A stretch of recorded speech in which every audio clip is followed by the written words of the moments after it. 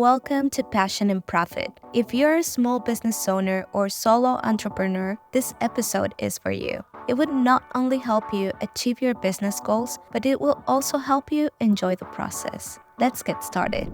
Basically, grow has been the challenge. And you see that in a lot of different mediums. People want to grow on YouTube or on Twitch streaming, TikTok, and things like that. And so there's always kind of like that central theme of how do I get bigger, and how do I and then also it's like once I kind of get there and I figured that out, how do I keep the demand to a point where it doesn't affect my day to day? Passion and Profit with your host, Delmith Morales, the podcast for makers and manufacturers. Welcome to another episode. I'm your host, Delmith. This podcast, Passion and Profit, is created by Inventora, the all-in-one inventory system for makers and manufacturers. Today, we're going to be chatting with Georgia. Georgia is the owner of First Kitten, where she sells handmade bags, clothing, and accessories, but she also shares her business journey, tutorial videos to educate other makers and help them succeed. So I'm very excited for her to share her journey about being a small business owner, the things that she does. She also does amazing on YouTube. So I'm very curious about touching that point with her. So Georgia, welcome. Thank you for being here. Thank you for having me. So I just wanted to start this podcast by just telling us, who is Georgia? Share a little bit about yourself and your background. That's very deep. So I'm a mom of two. I have two daughters and four cats. By day, I am a software engineer and have been in game development for about 20 years. And at night, I basically let my creativity flow, which is where Fierce Kitten Studio was born. And because I started making handbags for myself, and I realized very quickly I didn't need 50 handbags in a year. So I decided to start selling. I love that. I know that you're super busy now, well, being a mom, plus having a job by day and a job by night.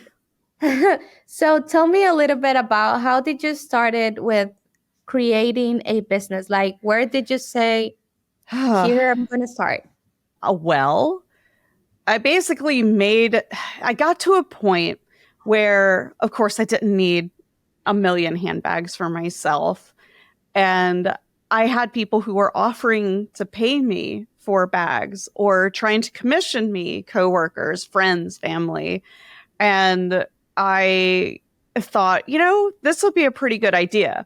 But I knew that if I went in without some kind of cute business name and branding, that it wouldn't be taken seriously. I didn't want to have this overly handmade look to any of the products that I was putting out.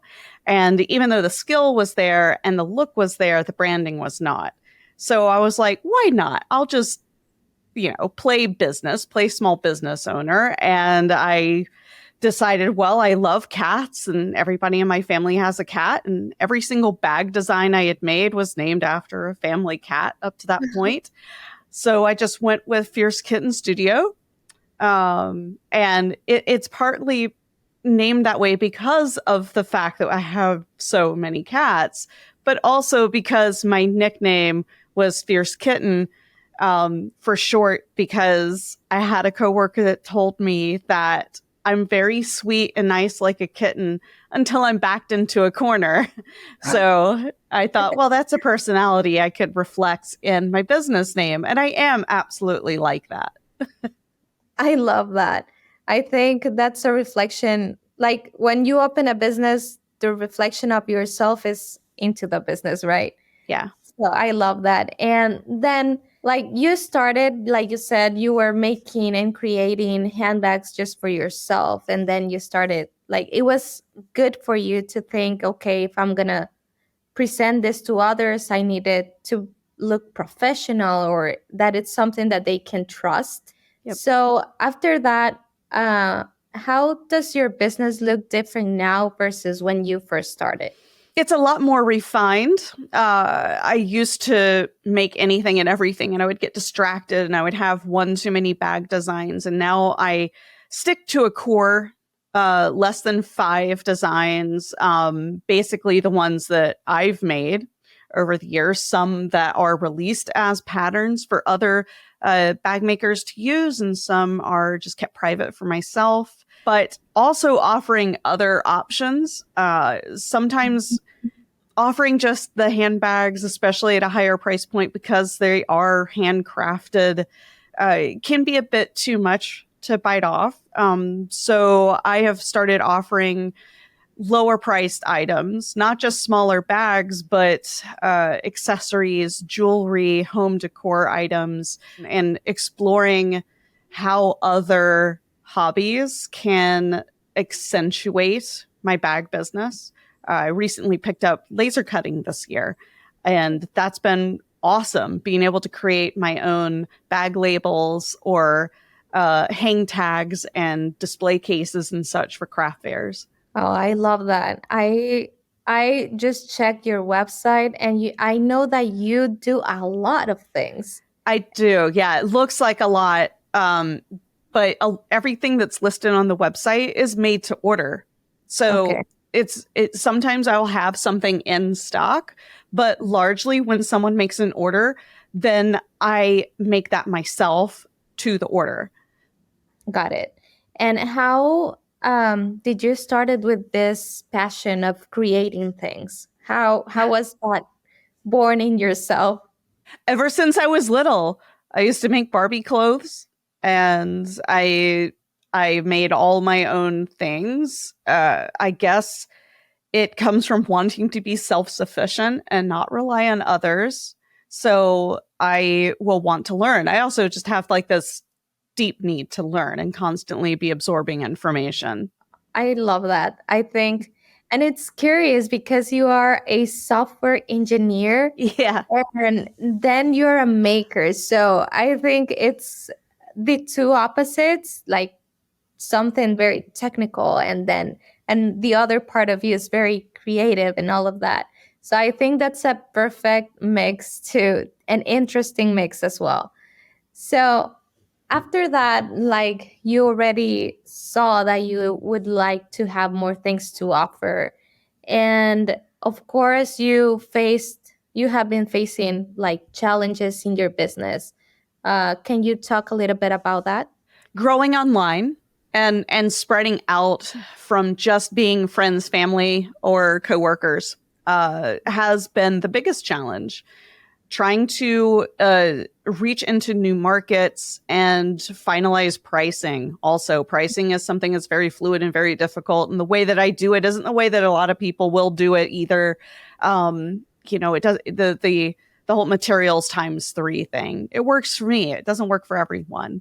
Mhm. And trying to basically grow has been the challenge. And you see that in a lot of different mediums. People want to grow on YouTube or on Twitch streaming, TikTok, and things like that. And so there's always kind of like that central theme of how do I get bigger? And then also it's like once I kind of get there and I figured that out, how do I keep the demand to a point where it doesn't affect my day to day? Mhm. So it doesn't leach into work or into time with family. That's a big one. And when my kids were younger, that was a huge challenge as well. So it's kind of twofold. Yeah, and I think you're not the only one with that challenge. I think like handling a job, like a full-time job, and then your family and a hobby. And now for me it's like when you start a business, you want it to be at some point something that is profitable and it's something that can make something for you, right? Yeah. So what did you do to face those challenges? How did you start to do something? Well, that's part of kind of whittling down my inventory, and especially the bags, they take the longest to make. I mean, we're talking, I mean, for me, 2 hours to make a mini backpack. So when I can reduce the menu, so to speak, that means I can more effectively purchase things in bulk.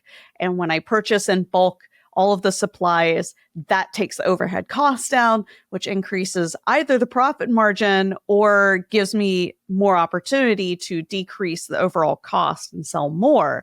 So, that getting to that point and selecting, okay, what am I going to do, was very difficult. I want to do all of the things, but I think the biggest change that I had to make in my business structure was no longer to offer commissions, largely because they started to get very stressful.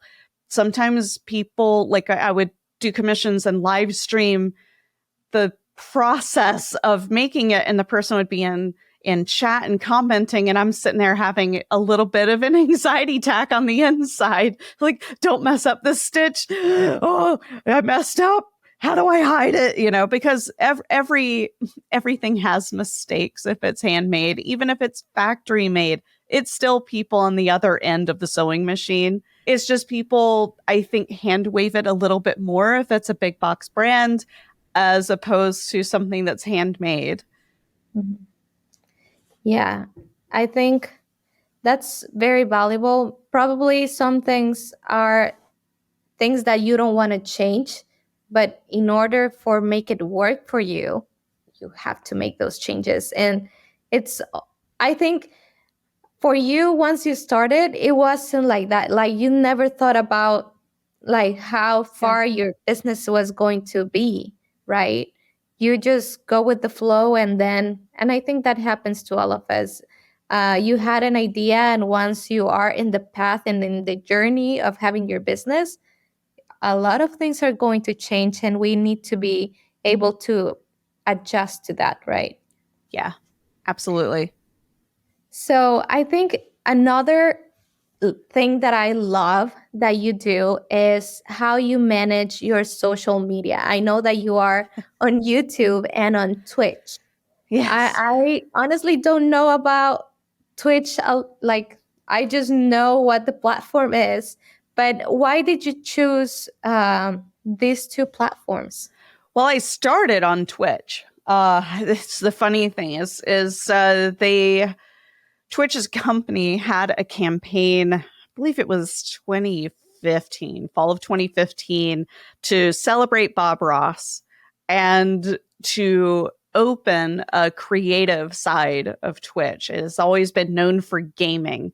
And so a lot of people, they stream video games there, and it still is widely known for gaming, but there is a whole creative element of it. It's just up to that point, creative streamers like my friend Imperial would basically hide under a game tag or IRL to stream sewing and woodworking and other crafts.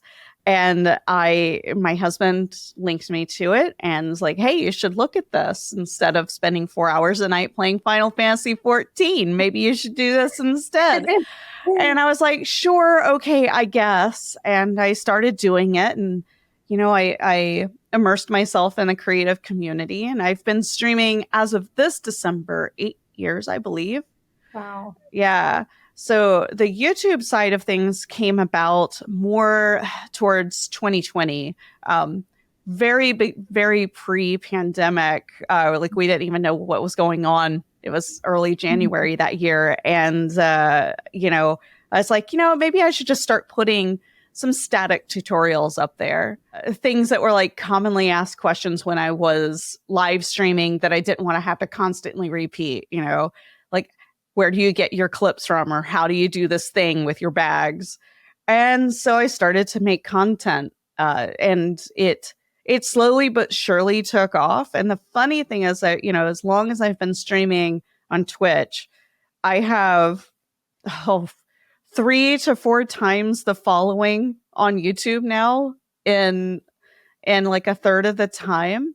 So a little frustrating because you put all that effort into live streaming, But at the same time, it's really nice to have curated all of this knowledge onto a platform like YouTube. Absolutely. I remember that we did a collaboration with you.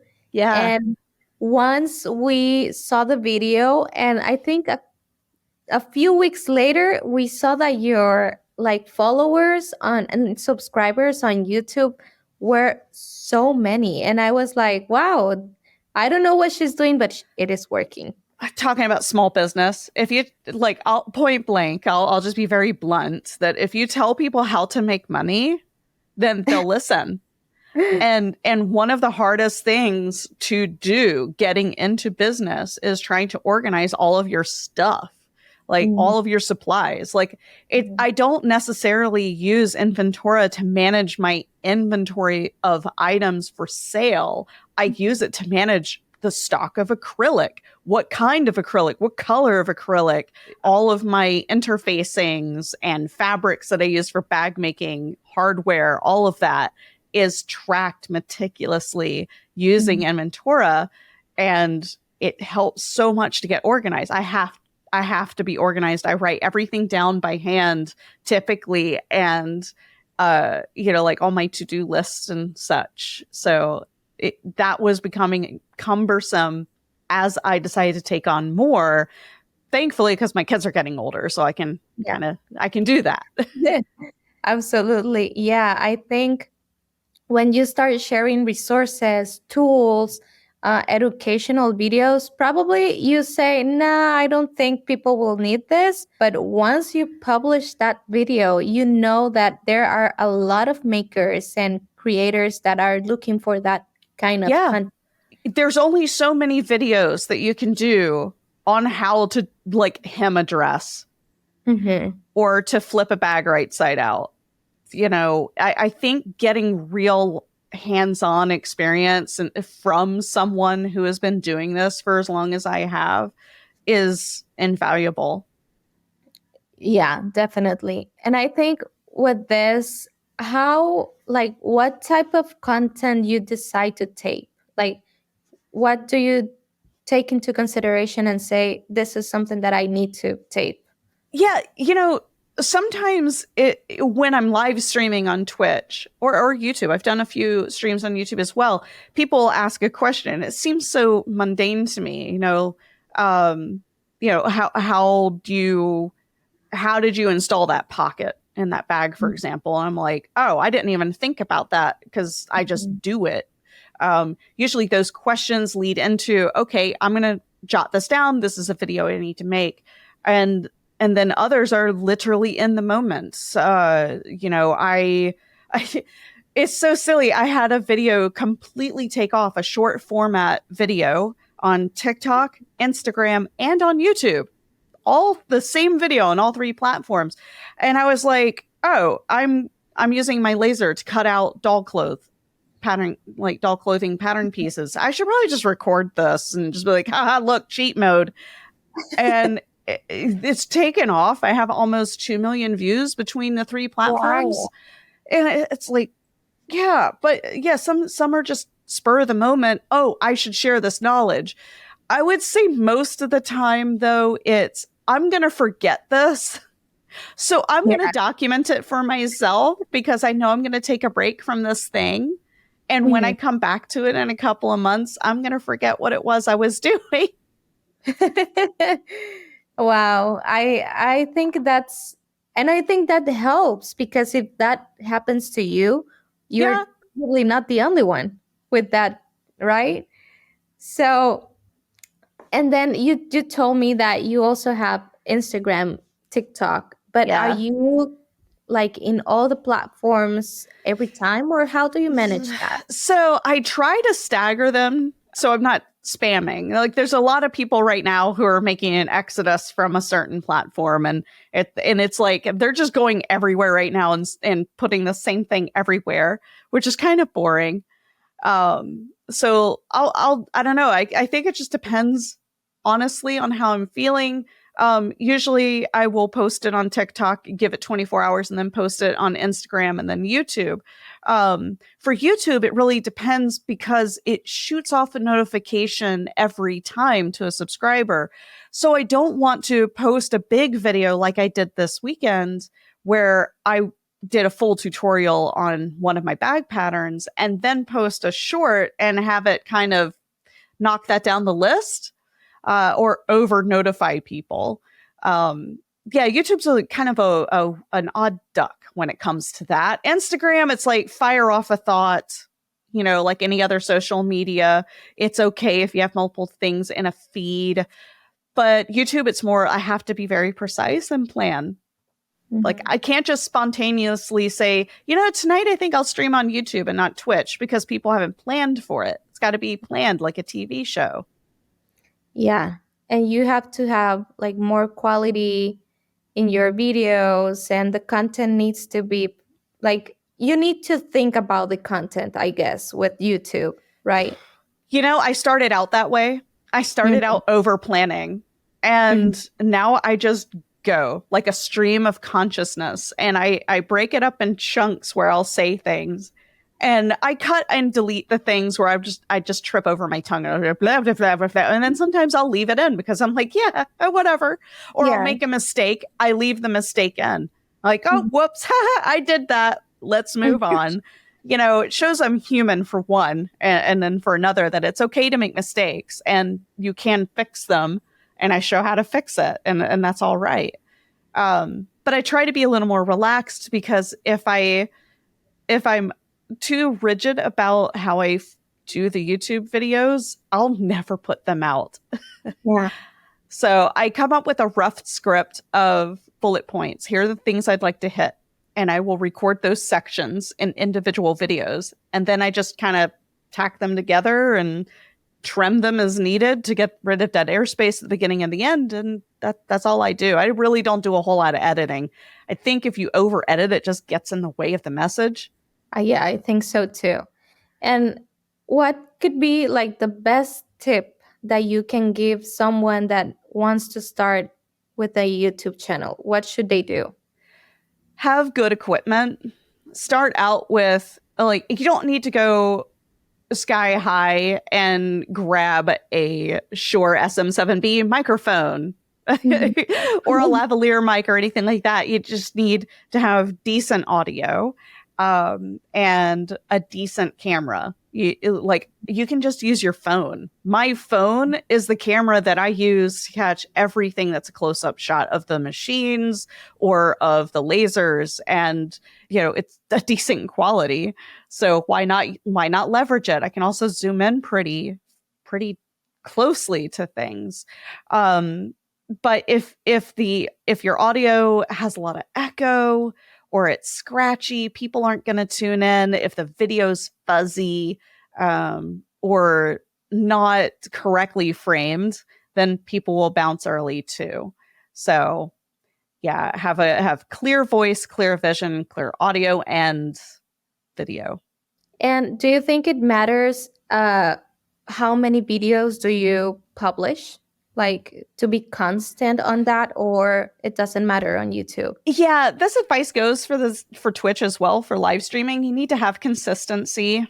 I'm not consistent. Like, I'll just throw that out there. I try at the very beginning. I promised I stream Tuesdays and Thursdays, so people know and they expect Mhm. it and what to expect. And with YouTube, I would say, okay, I'm going to post something once a month, but I didn't say exactly when. I would do better on YouTube if I said, okay, Friday mornings or Monday mornings, here comes a video, and plan it out for 4 videos a month. Because of my workload with my job and family obligations, I can't always do that. Yeah, I think that happens, but well, for us, because we also have a YouTube channel, but it's a little bit different because we are like not content creators. Yeah. We are like more specific to how to use the system, right? But I always try to be consistent on when should I like thinking about makers that it's not their full-time job, Right. and like thinking about their schedules. And I've seen that we have more interaction during the weekends because probably that's when they have more time to see the videos, right? Yeah. So, like thinking about that and having that in mind, knowing your audience, knowing like probably not everyone is going to be looking at your channel or waiting for the video to come out. But if you have consistency, they're going to remind you. And I think it's a good thing. Like if you subscribe to a YouTube channel and if you have subscribers, that they get the notifications, I think that's great because they remember you, right? Yeah. Absolutely. Yeah. And the other thing is you can look at your analytics. YouTube provides you with a great deal of analytics on your demographics and Mhm. when people are more likely to check your channel for new videos. So you can see like I can see age range and the time of day, where they're located in the world. All this information kind of goes toward figuring those things out. Yeah, absolutely. I think viewing that data, it's key for you to understand. And of course, it's going to take time to see that data, right? If you Yeah. are just starting, give it like, I don't know, you will say a month to see the data, or what do you If you're suggest? if you're posting consistently once a week, then Mm-hmm. yeah, a month. If you're only doing it monthly, or even twice a month, give it about 3 months to really cull that data before you can really start analyzing it. Absolutely. Yeah, I think that too. So I think my last question is, what's next for First Kitten Studio? What plans do you have? Woo! Well, I fell headfirst down a rabbit hole of 1/3 scale Japanese ball jointed dolls. They're called smart dolls, and Okay. I love them. And I've been eyeballing them for a while now. It's just Oh, the Barbie movie kind of made me feel like it's okay to be in my 40s and still like dolls. I don't play with them. Like, I'm not sitting here going, "How are you doing? Oh, hi," or that. I like to dress them up and I like to take photos. My kids don't like to pose for photos. And as someone who is a hobbyist portrait photographer, that sucks. yeah. So, and the cats don't sit still. Uh, yeah. So Yeah. I actually have a line of clothing patterns for these dolls that I'm going to be releasing. And I have been diligently working on them for the past 2 months. So it's coming together, and I hope to launch it by the end of the year. Wow, that's exciting. I know that like releasing something is challenging, but if it's your passion, and like I loved how you describe it. Like I know that you like it. I know that you enjoy doing that. So I think that's the only thing that matters because you enjoy doing it. Yeah, and it's helping me build my pattern making skills. Like I don't know. The last couple of bag patterns that I put out are fun and very quick to throw together, especially with craft fairs in mind. That's really where I go with that, and I try to stay gender neutral. Mhm. Um, you know, but those past couple of patterns, it felt like I was lining up with other pattern makers and we all launched the same thing within a week of each other. So I was like, maybe I should take a break from this for a bit. I Mhm. actually started to work on a bum pack, and Mhm. somebody else released one like the week before I was about to finalize. I was like, No. I'm just going to set this one off to the side and put a pin in it. And other things like there are so many talented bag and wallet designers out there that I'm like, why would I want to make another one and release it? Mhm. Why? Let's let them shine. Ask for their permission to do a tutorial video or just share on my site. Hey, did you see this?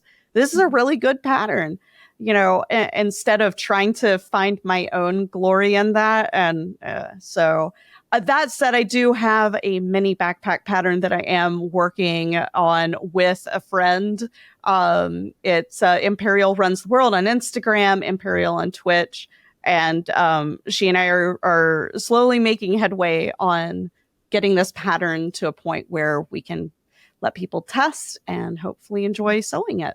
No, I love that. I think that's the right mindset to have. Like, I don't want anyone to be my competition. It's the meaning of being a small business owner is to build a community as well. We Yeah. are in the same journey, we're in the same path. And doing that, what you said, like say, hey, did you see what X, Y, and Z business is doing? Go check it out. I think Yeah. that's more valuable than saying, how can I beat that business, right? Or I'm how can I be yeah. better? I'm very anti gatekeeping. I want Mm-hmm. everyone to have the same opportunity to do the same thing that I do. So that's why I share my knowledge. Learn from my mistakes so you don't do stupid things. That really should be my channel motto. And I need to put it on a t-shirt. But it's okay to let other people shine, and it's okay to share information even if you're competing. Like, Mhm. everybody's different and everybody presents information in a different way. So if myself and four other people got together and released a tote bag, we'd each come up with our own different ways of explaining how to build the tote bag. So, Yeah, absolutely. So, thank you so much for your time, Georgia. I think the last thing is for you to say how people can find you on social media. How can they follow you? woo, okay. Well, it's Fierce Kittens with a Z at the end. Mhm. And that's the same handle across Twitch, YouTube, Instagram, Twitter. Oh my gosh, Blue Sky. And Threads. Oh, and TikTok. Yeah. All of them. It's Okay. just Fierce Kittens. And then my my website is fiercekitten.com. Awesome. I know it's overwhelming once you have a lot of handles, a lot of accounts, a Yeah. lot of social media accounts that happens. So thank you so much. Everyone, there you have my conversation with Georgia. Go check out Georgia and her business in the link of the show notes. I hope you find this episode helpful. I hope you enjoy it. Don't forget to subscribe, give us a follow, and if you liked the episode, please share it with your friends. Thank you for being here, and until next time. And if you're interested to learn more about Inventora and how you can have advanced inventory reports to help you with your marketing strategies, visit Inventora.com.